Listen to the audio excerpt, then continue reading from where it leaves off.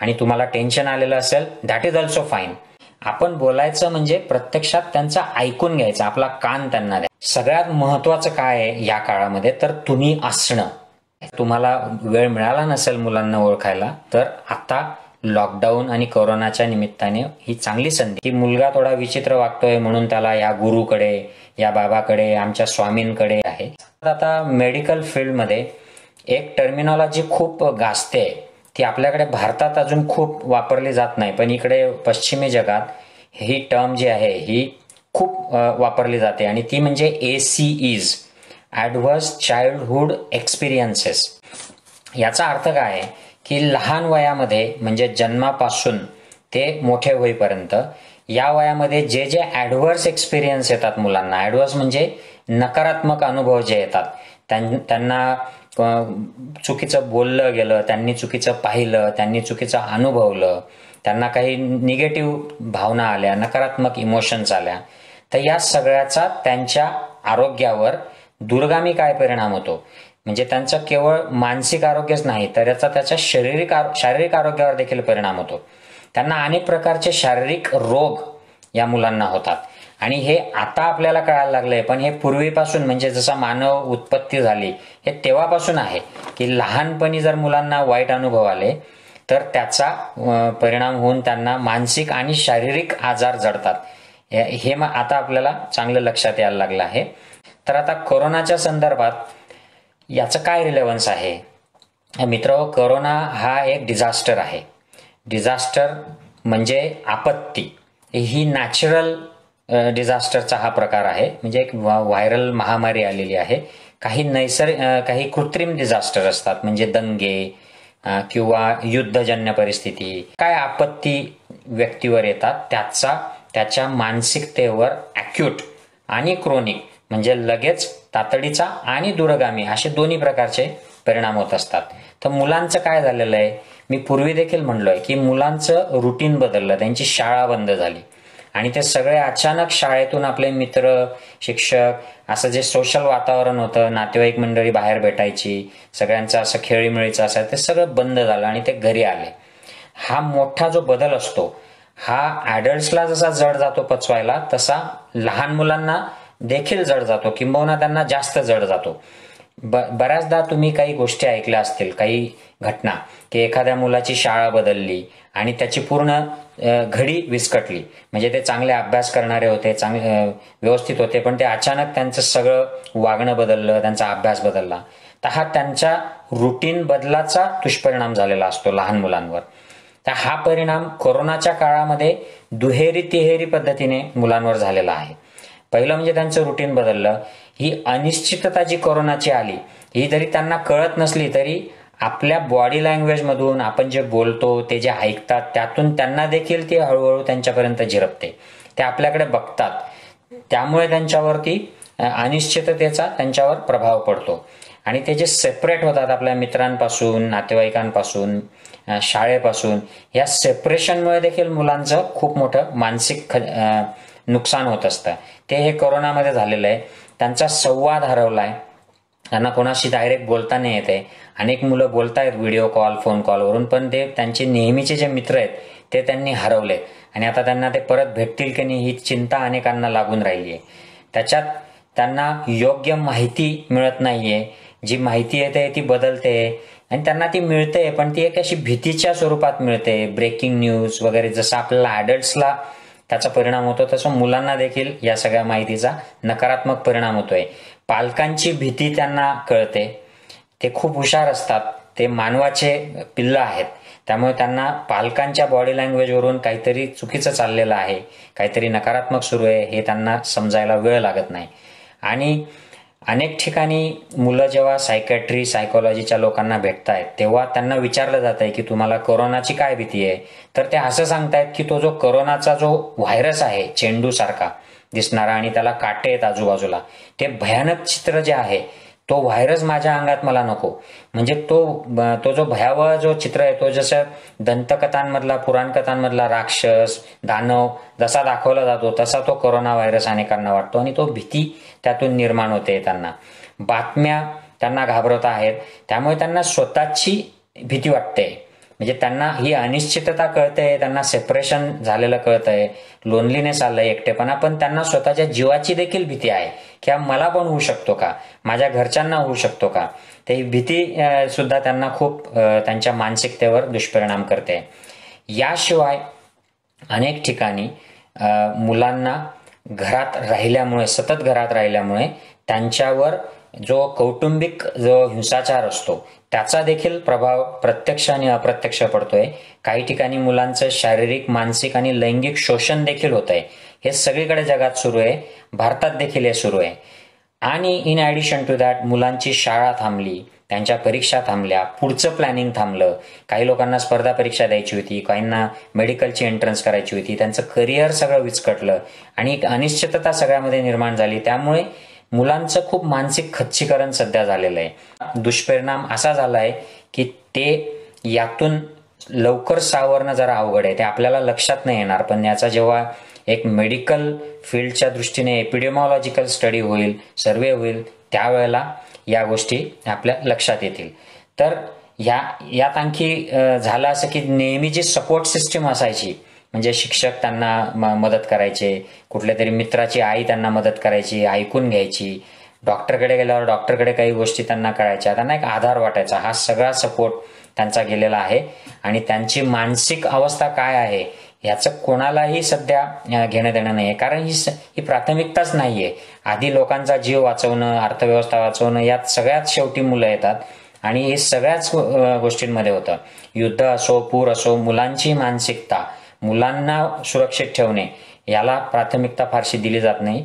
त्यामुळे याचा दुष्परिणाम होणार आहे. आणि ज्या मुलांचं मानसिक स्वास्थ्य ऑलरेडी खराब आहे, ज्याचं जवळजवळ 10% प्रमाण भारतीय समाजात आहे आणि ओव्हरऑल जगात आहे, या लोकांचे जास्तच अजून हाल होत आहेत. मी हे याच्यासाठी सगळी उजळणी केली की लोकांना कळावं की कुठल्या कुठल्या गोष्टींचा मुलांवर परिणाम होऊ शकतो, जेणेकरून आपण यात काही बदल करू शकतो का. आता मुलांवर परिणाम होतोय हे कसं ओळखायचं आणि ते त्यांचा बॅलन्स जातोय, ते स्ट्रेसमध्ये जात आहेत, हे कसं ओळखायचं. तर आपण आपल्या मुलांना नीट ओळखतो. त्यामुळे त्यांचं जर काही वागणं बदलत असेल, त्यांचं बोलणं अचानक बदलतंय या कोरोनाच्या लॉकडाऊन नंतर, त्यांच्या जेवणावर काही परिणाम झालाय, झोपेवर काही, ते झोपेतनं उठतात, घाबरतात, झोपायला जायला घाबरतात, अंथरुणात लघवी करतात, अशा प्रकारचे हे टेन्शनचे आपल्याला लक्षणं असतात. काही मुलांचं डोकं दुखायला लागतं या सगळ्या चिंतेमुळे, टेन्शनमुळे, चिडचिड करतात, घरात भांडणं करतात. हे होतंय, माझ्या सुद्धा घरात आता हे होतं मधून मधून, कारण 3 महिन्यापासून ते घरातच आहेत आणि दोघं भाऊ एकमेकाला ते बघतात, काही गोष्टींवरनं त्यांची चिडचिड होते. आणि मग जेव्हा खोलात विचारलं जातं त्यावेळेला ज्याला कळतं तो सांगतो की मी 3 महिन्यापासून घरातच बसलोय, मला किती कंटाळा आलाय, हे सगळं फ्रस्ट्रेटिंग आहे, त्यामुळे मग त्याची चिडचिड होते. तर हे सगळ्याच घरांमध्ये, मेजॉरिटी घरांमध्ये हे असं चाललेलं आहे. काही मुलांना अपचन होतं, ते त्यांना खायची इच्छा होत नाही, नर्वस होतात, असे नख दातात कुरतडण्याची पूर्वी नसलेली सवय बऱ्याच लोकांना सुरू होते. ते विड्रॉ होतात, म्हणजे चर्चेत सहभागी होत नाहीत, बोलत नाहीत, जास्त वेगळं राहायला लागतात, स्वतःकडे लक्ष ते देत नाहीत, निराश, ओव्हरऑल नैराश्यामध्ये गेल्यासारखे वाटतात. काही वेळाला अँक्शियस टिक्स नावाचे प्रकार सुरू होतात. म्हणजे ह्या अशा प्रकारच्या हालचाली असतात की ज्या मनातलं जे लपलेलं असतं ते बाहेर काढता येत नाही, पण ते शारीरिक हालचालींमधून येतं. उदाहरणार्थ, काही मुलं उगाच आपल्या खांदा हलवतात, काही लोक काहीच गरज नसताना खोकलतात असं करत राहतात. तर हे सुद्धा एक अँझायटीचं लक्षण असू शकतं. उगाच डोळे मिचकवतात, कुठलं तरी एखादी मुवमेंट जी पूर्वी सवय नव्हती, पण आता ती स्ट्रेस असल्यामुळे, मनात काहीतरी लपून बसलेलं असल्यामुळे ते या रूपाने ते बाहेर पडतं. तर हे आपल्याला ओळखता आलं पाहिजे. काही शंका असेल तर तुम्ही तज्ज्ञांशी बोला, म्हणजे मानसोपचार तज्ज्ञ किंवा सायकोलॉजिस्ट किंवा त्यातले जे कोण असतील तुमच्या संपर्कात आणि अवेलेबल, त्यांच्याशी बोला. मग आता काय करायचं की मुलांना आपल्याला सुरक्षित ठेवायचं आहे आणि त्यांना जर काही त्रास सुरू झाला असेल तर तो वाढू नये, याच्यासाठी काय करायचं. तर सगळ्यात आधी आपल्याला मुलांशी बोलावं लागणार. आपल्या मुलांना आपण ओळखतो, आणि तर तुम्हाला वेळ मिळाला नसेल मुलांना ओळखायला, तर आता लॉकडाऊन आणि कोरोनाच्या निमित्ताने ही चांगली संधी आहे की आपल्या मुलांना ओळखा.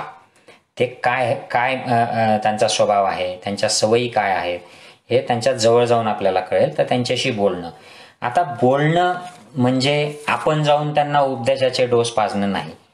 या गोष्टीवर सगळ्यांनी आता लक्ष द्या. आपण बोलायचं म्हणजे प्रत्यक्षात त्यांचं ऐकून घ्यायचं, आपला कान त्यांना द्यायचा, त्यांच्याजवळ बसायचं, त्यांच्याशी जनरल बोलायला सुरुवात करायची की हां काय रे बाबा, काय आज तुझं प्लॅन आहे, काय चाललंय, काल कसं झालं होतं, असं जनरलने सुरुवात करायची.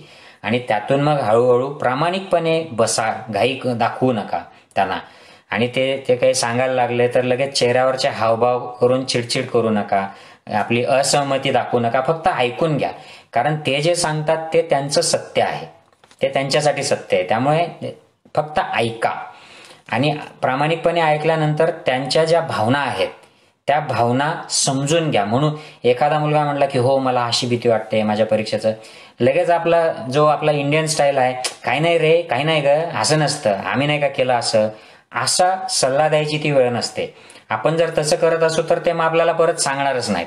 त्यांना अप्रत्यक्षपणे तो सिग्नल मिळेल की डॅड इज नॉट इंटरेस्टेड, मम इज नॉट इंटरेस्टेड. त्यामुळे लगेच तिथल्या तिथे इनव्हॅलिडेट नका करू, व्हॅलिडेट करा. अच्छा, ह्या कोरोनाच्या काळामुळे असा तुझा अभ्यास बुडला, त्यामुळे तुला अशी भावना येते का, अच्छा ठीक आहे, बरं अजून काय वाटतंय, अशा पद्धतीचं त्यांच्या मनातनं काढा आणि ते व्हॅलिडेट करा. म्हणजे ठीक आहे बा, दॅट इज ओके, हे असं होणं अपेक्षित आहे, हे याच्यामुळे झालंय, हे मी मान्य करतो किंवा मान्य करते. अशा पद्धतीने आपण ऐकून घेतलं तर त्यांना धीर मिळेल. आणि त्यांना लगेच त्याच्यावर प्रत्येक गोष्टीवर सोल्युशन द्यायची गरज नाहीये. सर्वप्रथम ऐकून घेणं गरजेचं आहे. कारण ऐकलं की त्यांचा अर्ध स्ट्रेस कमी होणार आहे. आपण जर प्रत्येक गोष्टीला नाही नाही हा अभ्यास होऊन जाईल तुझा, काळजी करू नकोस, नाही तुला परीक्षेत यश मिळेलच, काळजी करू नकोस, असे सोल्युशन जर द्यायला सुरुवात केली तर त्यांना ते पहिली गोष्ट म्हणजे ते पटणार नाही त्यांना. आणि पटलं तरी त्यांना तात्पुरता एक उत्साह येईल आणि तो लगेच विझेल उत्साह त्यांचा. त्यामुळे आपण प्रत्येक गोष्टीला सोल्युशन द्यायची गरज नाही, ऐकून घ्यायचं, धीर द्यायचा की ठीक आहे आपण याच्यावर बघूयात, मला सांगत राहा, मी तुझ्यासोबत आहे. उगाच मोठे मोठे किंवा खोटे आश्वासनं मुलांना द्यायची गरज नसते. आपल्याला भारतीय पालकांना याची सवय असते, मी पण यातनं गेलेलो आहे. हळूहळू यातून आपल्याला बाहेर यायला लागतं. तर असं आपण केलं तर याचे फायदे काय होतात? याचे फायदे असे असतात की मुलांना आपल्या मनात काय भावना येत आहेत, काय विचार चालले आहेत हे कळायला सुरुवात होते. मग त्यांना त्या भावना चुकीच्या आहेत की बरोबर आहेत हे सुद्धा त्यांचं एक मन जे असते, बुद्धी, ती त्यांना सांगायला लागते. याला रिफ्लेक्शन असं म्हणतात इंग्लिशमध्ये. आणि पश्चिमी जगामध्ये या आत्मपरीक्षण, आत्मनिरीक्षणाच्या या प्रक्रियेला खूप आजकाल महत्त्व आलंय. ते रिफ्लेक्शन त्यांना करू द्यायचं आणि त्यातून मग त्यांना इंडिपेंडंट थिंकिंगची सवय होते, सेल्फ करेक्शनची सवय होते, ते स्वतःला बदलू शकतात. मग ते तूच तुझ्या जीवनाचा शिल्पकार जे म्हणतो आपण, ते स्वतः त्यातनं बाहेर यायला, प्रॉब्लेम सॉल्व्ह करायला त्यांना ती मदत होते. आणि यामुळे ते दुसऱ्यांना देखील समजून घेतात की अच्छा मला असं वाटतं म्हणजे त्यांना पण तसं वाटण्याची शक्यता आहे. याला एम्पॅथी असं म्हणतो आपण. म्हणजे दुसऱ्याला काय वाटत असेल आणि ते का वाटत असेल हे जर आपल्याला कळलं तर आपले अर्धे प्रॉब्लेम जे असतात, समस्या घरगुती कामावरच्या, ह्या सॉल्व्ह होतात. त्यामुळे ही एम्पॅथी त्यांना येण्यासाठी आपण त्यांचं ऐकून घेणं हे खूप गरजेचं आहे. तर हा झाला एक त्यांचा ऐकून घेण्यातला जो निदानाचा जो प्रकार आहे. तर आपण त्यांच्याशी बोललो, त्यांचं ऐकून घेतलं, त्यांना वेळ दिला. वेळ असा घाईघाईत द्यायचा नाही, तो त्यांना व्यवस्थित की हा तुझा वेळ आहे, बोल, माझ्याकडे आता दुसरं काहीच नाहीये, फोन बाजूला ठेवलाय, आपण दुसरं कशावरच व्यस्त नाही आहोत आणि त्यांच्याशी बोलतो आहोत. अशा पद्धतीने त्यांना वेळ द्यायचा. तर यात आता मी काही गोष्टींचा अभ्यास केला आहे पेडियाट्रिक सायकोलॉजीमध्ये, कारण मी पेन मेडिसिन स्पेशालिस्ट असल्यामुळे आम्हाला सायकोलॉजीचा बराच अभ्यास असतो. यात मुलांना अशा काळामध्ये एक रुटीन असणं खूप महत्वाचं आहे. म्हणजे त्यांनी सकाळी केव्हा उठायचं, त्यांनी संध्याकाळी केव्हा झोपायचं, केव्हा जेवायचं, याचं एक रुटीन ढोबळ मनाने जर आपण रुटीन केलं, एक कॅलेंडर तयार केलं आणि त्यांच्याशी चर्चा करून जर तयार केलं की तू या वेळेला हे असं करायचं, अभ्यास, खेळणं, टीव्ही बघणं, स्क्रीन बघणं, तर हे त्यांच्या मानसिकतेसाठी अशा काळामध्ये चांगलं राहील. याच्यामध्ये फिजिकल ऍक्टिव्हिटी, मग ती प्राणायाम असो, योग असो, खेळणं असो, दोरीवरच्या उड्या असो किंवा ग्राउंडवर जाऊन खेळणं असो, हे त्याच्यामध्ये आलं पाहिजे त्या कॅलेंडरमध्ये. याच्यामध्ये त्याच्या मित्र, नातेवाईकांशी संवाद देखील आला पाहिजे. मुलांना केवळ घरकुंड, एकलकुंड करून फायदा नाही. त्यांच्यासाठी फायदा होणार नाही. त्यामुळे त्यांना बोलू द्या, त्यांच्या मित्रांशी व्हिडिओ कॉल करू द्या, नातेवाईकांशी व्हिडिओ कॉल, आणि रोज अल्टरनेट डे असं थोडं थोडं एकेका कोणाशी तरी बोलायचं आणि त्यांची ओळख करून द्यायची. ओळख नसेल तर त्यांना एक त्या कॅलेंडरमध्ये असा पण वेळ ठेवा की त्यात ते मुक्त आपल्या कल्पनाशक्तीचा हे करतील, विकास करतील, त्याच्यामध्ये क्रिएटिव्हिटी करतील, काहीतरी रंगवतील किंवा काहीतरी नवीन शिकतील, कुठलं तरी नवीन गोष्ट, नवीन भाषा शिकतील. ऑनलाईन आजकाल खूप भाषा शिकण्याचे ॲप्स आहेत, काहीतरी कला डेव्हलप करतील. हे त्यांना जर आपण दिलं, यासोबतच कोरोना म्हणजे नेमकं काय आहे याबद्दल देखील मुलांशी बोला. त्यांना सांगा त्यांची काय संकल्पना आहे कोरोनाविषयी.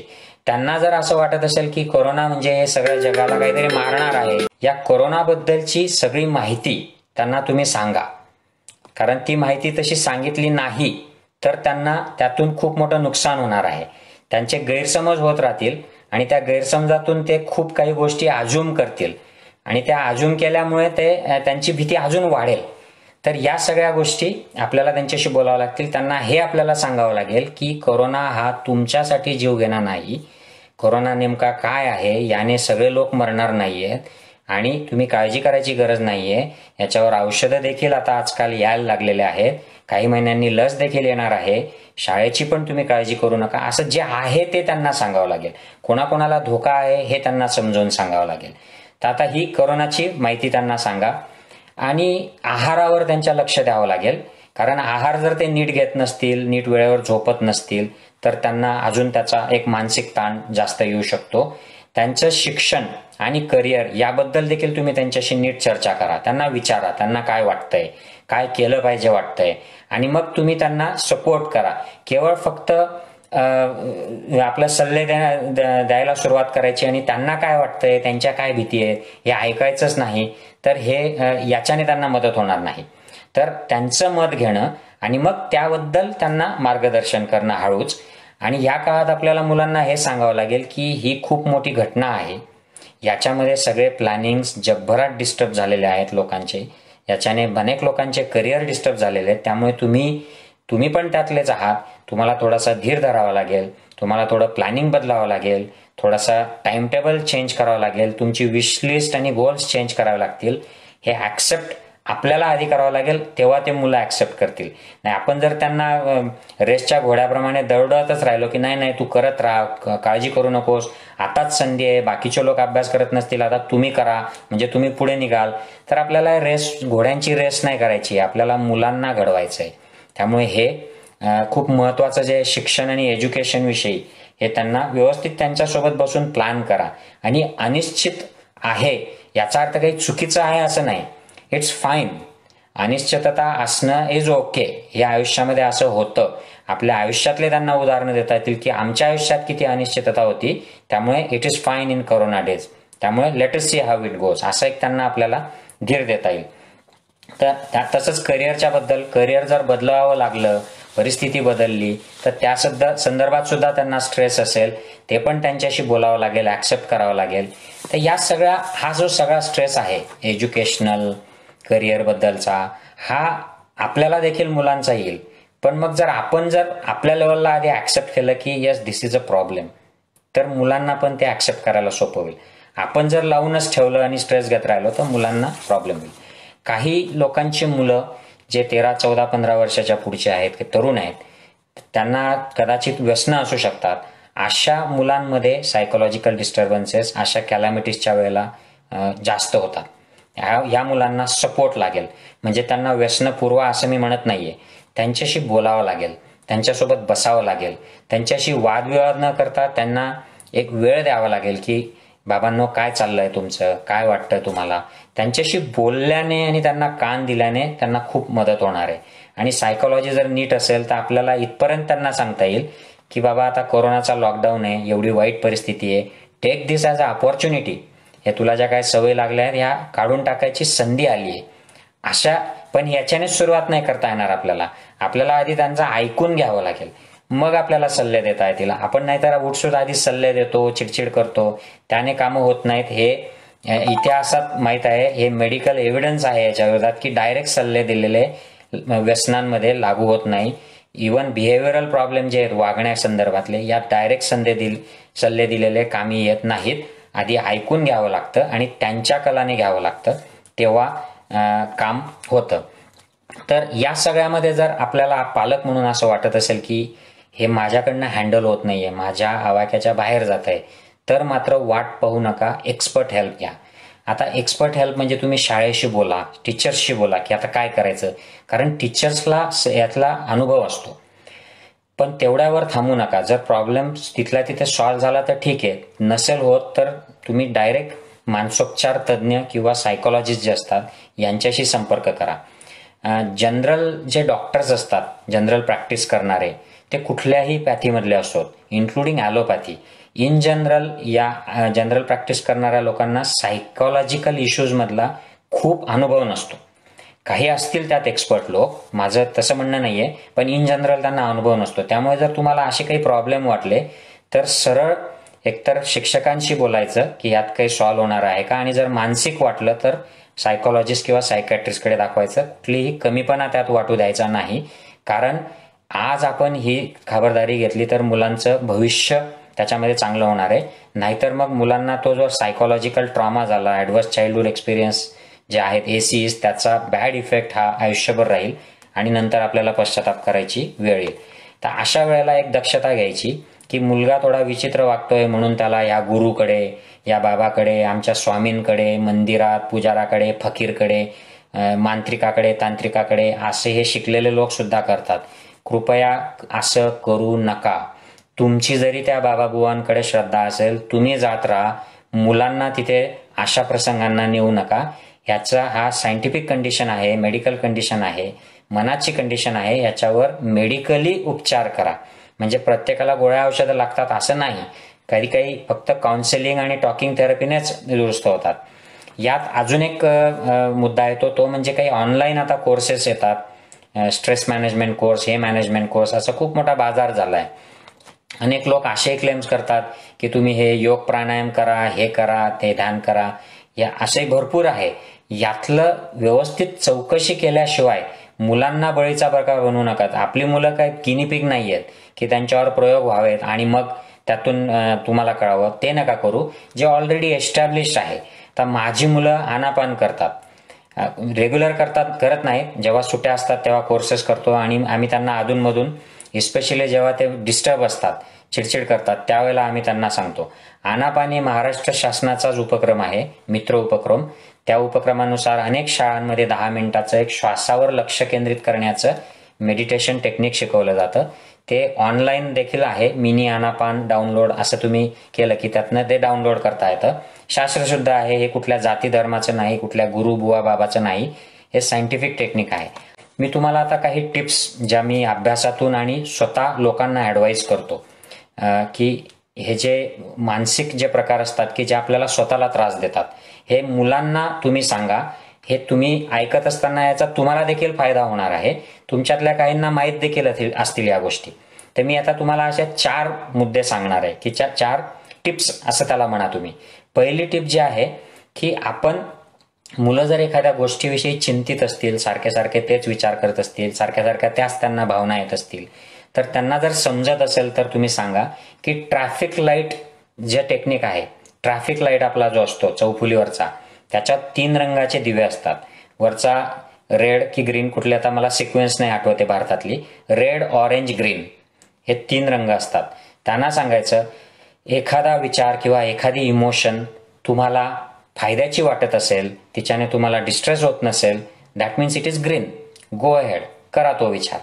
एखादा विचार तुम्हाला जर स्ट्रेस देत असेल आणि तो तुम्हाला आवडत नसेल, देन स्लो डाऊन, कमी करा, म्हणजे ऑरेंज. आणि एखादा विचार खूप डिस्ट्रेस करतोय, त्याच्याने तुमची झोपमोड होते, तुम्हाला खूप टेन्शन येत आहे, रेड, स्टॉप, कारण तो तुम्हाला फायद्याचा नाही आणि तो इतरांनाही फायद्याचा नाही आहे. असं त्यांना ट्रॅफिक सिग्नल टेक्निक सांगा मुलांना. हे तुम्ही देखील वापरू शकता. दुसरं जे आहे, आता हे जे विचार येतात आपल्याला, समजा भीतीचे विचार आले किंवा एखाद्याविषयी राग आला, टेन्शन आलं, नैराश्य आलं, तर याला टीव्ही चॅनल सारखं आपण याला उपमा द्यायची की हा एक टीव्ही चॅनल आहे, हे एन्झायटीचं चॅनल आहे, हे रागाचं चॅनल आहे, याच्यातनं मला द्वेष वाटतोय, याच्यातनं मला डिप्रेशन वाटतंय. हे टीव्हीचे वेगवेगळे चॅनल्स आहेत, पण याचा रिमोट आपल्या हातात आहे. विचार करा की अरे एन्झायटी, मी एवढी एन्झायटी ठेवली आहे, मला याचा काही फायदा आहे का? नाही. मग हे चॅनल बदला, लेट्स चेंज. मग बंद करायचं. याने काय होईल, तुमची एन्झायटी जाणार नाही, पण ती जी साखळी आहे तुमची, की एन्झायटी एकसारखी कंटिन्युअस होते आणि ती तासनतास तुम्ही अँशियस राहता, विचार करत राहता, ती ब्रेक होते. झोप लागत नसेल तर एका कागदावर मुद्दे लिहून घ्यायचे की मला झोप का नाही लागत आहे, कारण मला हा विचार येतो, हे टेन्शन येत आहे. लिहिलं आता ही चिठ्ठी, मी आता याच्यावर उद्या सोल्युशन काढीन आणि आता मात्र मी झोपेन, असं ठरवून घ्यायचं आणि बेडमध्ये जाऊन झोपायचं. याने तुम्हाला झोपायला मदत होते. हे सिम्पल टेक्निक्स आहेत. तिसरं जे टेक्निक आहे ते म्हणजे सर्कल ऑफ इन्फ्लुएन्स. आता मुलांना तुम्ही असं सांगा की काही गोष्टी अशा आहेत की ज्या तुमच्या सर्कलमध्ये आहेत, तुमच्या ताब्यामध्ये आहेत, तुम्ही त्या कंट्रोल करू शकता. उदाहरणार्थ तुमचं शरीर स्वच्छ ठेवणे, तुमची बॉडी चांगली ठेवणे, तुमचा आहार नियंत्रण करणे, तुमचं बोलणं, हे तुमच्या कंट्रोलमध्ये आहे. म्हणजे याचं सर्कल जे आहे हे सर्कल ऑफ कंट्रोल आहे, हे तुमच्या कंट्रोलमध्ये आहे. दुसरं असं सर्कल, त्याच्या भोवती 2 नंबरचं, हे एकात एक असे 2 वर्तुळ आहेत. बाहेरचं जे सर्कल आहे ते सर्कल ऑफ इन्फ्लुएन्स आहे. म्हणजे तुम्ही काही गोष्टी प्रभाव करू शकता, त्यांच्यावर तुम्ही इफेक्ट करू शकता, त्या कंट्रोल करू शकता असं नाही, फक्त तुम्ही त्याला इन्फ्लुएन्स करू शकता. आणि काही गोष्टी अशा आहेत की त्या सर्कल ऑफ इन्फ्लुएन्सच्या बाहेर आहेत. आणि अशा खूप जास्त वस्तू आहेत जगातल्या की ज्याच्यावर आपण ना कंट्रोल करू शकत, ना आपण इन्फ्लुएन्स करू शकत. असं हा जो कन्सेप्ट आहे हा मुलांना तुम्ही समजावून सांगा. म्हणजे ज्या गोष्टी आपल्या कंट्रोलमध्ये नाहीत, इन्फ्लुएन्समध्ये आहेत, त्यासाठी प्रयत्न करा, परंतु त्या इन्फ्लुएन्सच्या देखील बाहेर आहेत, कंट्रोल तर दूरचाच आहे, त्या गोष्टींविषयी विचार करू नका. उदाहरणार्थ, आता आपल्याकडे परीक्षेचा मुद्दा आला, सरकारने परीक्षा जाहीर करायच्या, शाळा सुरू करायच्या. आपण सरकारला पत्र लिहू शकतो, आपण आंदोलन करू शकतो, आपण सरकारच्या विरोधात मीडियामध्ये भाषण करू शकतो, सोशल मीडियावरनं व्हिडिओ रिलीज करू शकतो. हे सगळं आपण करू शकतो. हे आपल्या कंट्रोलमध्ये नाही. म्हणजे आपण काय ठाकरे साहेबांना सांगू नाही शकत की नाही तुम्ही हे असंच केलं पाहिजे, आमची शाळा बंदच ठेवा. आपल्या कंट्रोलमध्ये नाही, पण आपल्या इन्फ्लुएन्समध्ये आहे. आपण जर खूप मोठ्या लोकांनी त्यांना निवेदन दिलं, त्यांना व्हिडिओज पाठवले, तर ते विचार करतील. म्हणजे आपण इन्फ्लुएन्स करू शकतो. पण हा कंट्रोल आणि इन्फ्लुएन्स हा कोरोनाच्या बाबतीत नाही लावता येत आपल्याला. तो ना त्याला निवेदन देऊन उपयोग आहे, ना त्याच्यावर काही कंट्रोल आहे. तो आहे, तो चालणार आहे आता पुढचे काही महिने. त्याच्यावर औषध, लस या येतील तेव्हा येतील. आपला काहीच कंट्रोल नाही, आपला काहीच इन्फ्लुएन्स नाही. मग काय करणार? मग जे आहे ते ऍक्सेप्ट करा आणि त्या पद्धतीने आपले प्लॅन्स चेंज करा. हे जसं आपल्याला कळतं तसं मुलांना देखील कळलं पाहिजे. तर हे सर्कल ऑफ कंट्रोल आणि इन्फ्लुएन्सचा कन्सेप्ट खूप महत्वाचा आहे आपल्याला पर्सनल लाईफमध्ये. अजून एक मुद्दा छोटासा सांगतो, पटतो का बघा. ह्याच्यामध्ये आपल्याला ज्या दिवसभर चिंता येतात आपल्याला मुलांना, त्या अनेक चिंता असतात. तर मुलांना विचारा की तुला कसल्या कसल्या चिंता आहेत.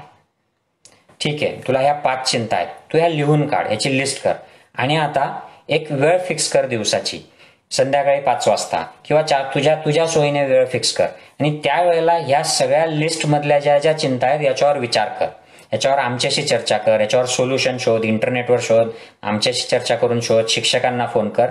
हे त्या वरी टाइम मध्ये ह्या सगळ्या चिंतांवर काम कर. आता नको करू, आता जे तुझ्या समोर आहे, तुला खेळायचंय, तुला अभ्यास करायचा आहे, ह्या सगळ्या गोष्टी कर.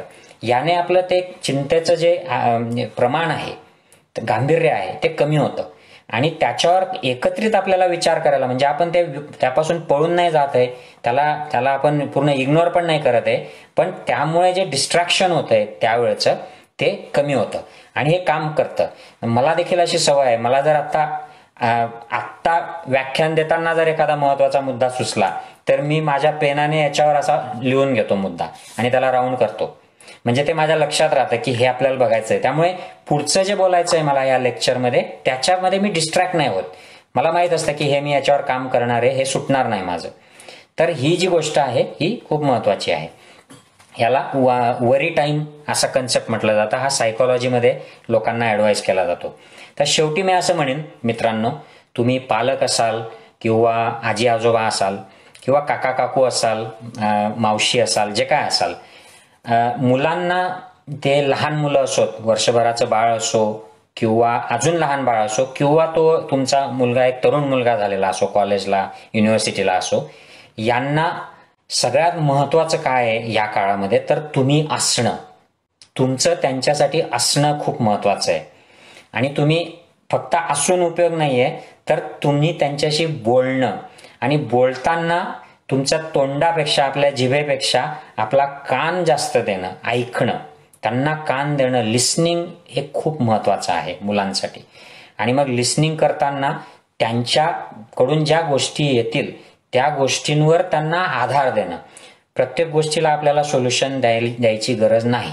ते आपण प्रत्येक गोष्टीला सोल्युशन देत गेलो आणि त्यांच्या गोष्टी इन्व्हॅलिडेट करत गेलो की नाही नाही हे तुझं चुकीचं आहे, नाही नाही हे तुझं बरोबर नाही वाटत आहे, असं नाही होत, आपण करू, हे करू, असं तावातावाने आवेशाने त्यांना सपोर्ट करणं हे काम करत नाही.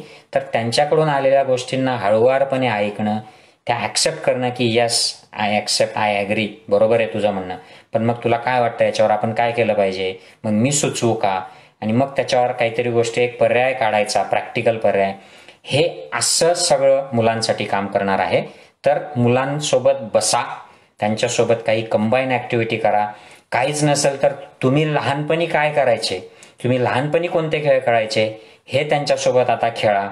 पत्ते खेळत असाल तर खेळा. मी माझ्या मुलांसोबत पत्त्यांचा कॅट काढतो आणि मी लहानपणी माझ्या गावात अक्षय तृतीयेला आखाजीला काय पत्ते खेळायचो ते खेळतो, किंवा त्यांना बागेत घेऊन त्यांच्यासोबत वेळ घालवतो, किंवा सहज त्यांच्याशी गप्पा मारतो.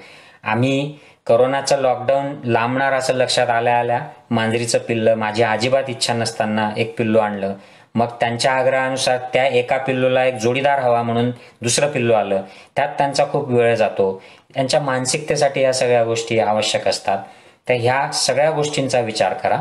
ह्या मुलांच्या संदर्भातल्या गोष्टी आहेत. भारतातली परिस्थिती, शिक्षण आणि करिअरच्या बद्दल जी प्रेशर, एक प्रकारचं प्रेशर कल्चर, कॉम्पिटिटिव्ह कल्चर आहे, त्यामुळे मुलांना जास्तीचं टेन्शन येतं. त्यांना एक धीर द्या की काही फरक पडत नाही, इट्स फाईन, इट्स ओके. आणि तुम्हाला टेन्शन आलेलं असेल, दॅट इज ऑल्सो फाईन, ते सुद्धा नॉर्मल आहे. स्ट्रेस आणि टेन्शन अशा काळामध्ये येणं नॉर्मल आहे.